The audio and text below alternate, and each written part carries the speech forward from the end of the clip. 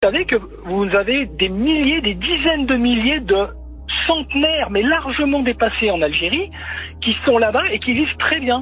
Mais en fait, on continue de leur verser leur retraite, ce qui est tout à fait normal parce qu'ils ont travaillé sur le territoire français, puis ensuite ils sont retournés dans leur famille, sauf qu'ils sont morts depuis des années et des années, mais que personne n'a déclaré le décès. Et on continue de verser. On a des centenaires qui ont 110 ans, 112 ans, 115 ans, mais par dizaines de milliers. C'est ça. Et quand Charles fait une commission, se rend en Algérie, étudie le sujet et demande à rencontrer ces centenaires, eh ben immédiatement on leur dit « Ah, il est mort la semaine dernière, c'est pas de chance. » Mais d'ailleurs, tenez, on a le dossier de pension de reversion et sa dernière femme en date, elle a 22 ans. Donc on va devoir verser des pensions de reversion à des gens. Tout est organisé. C'est un système mafieux. Posons-nous la question du pourquoi est-ce que ça ne sort pas. Ben moi je vais vous donner la question, c'est un scoop.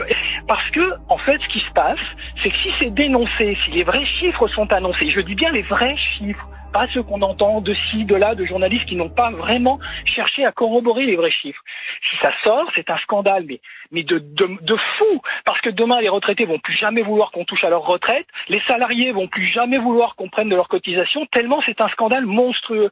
Et ça ne sort pas parce que c'est du détournement de fonds publics par négligence, qu'ils le savent tous, mais ils s'achètent une forme de paix sociale ici, ils achètent une repentance là-bas, et du coup on ne dit rien. Mais en off, ils sont capables de vous le dire. Ouais, mais tu comprends, si jamais on fait quelque chose, on sait, ça nous coûte 50 milliards par an, mais ça permet de faire oublier une certaine guerre, ça permet de mettre de l'huile dans les rouages avec certains accords internationaux qu'on peut avoir avec ces pays. Voilà la réalité.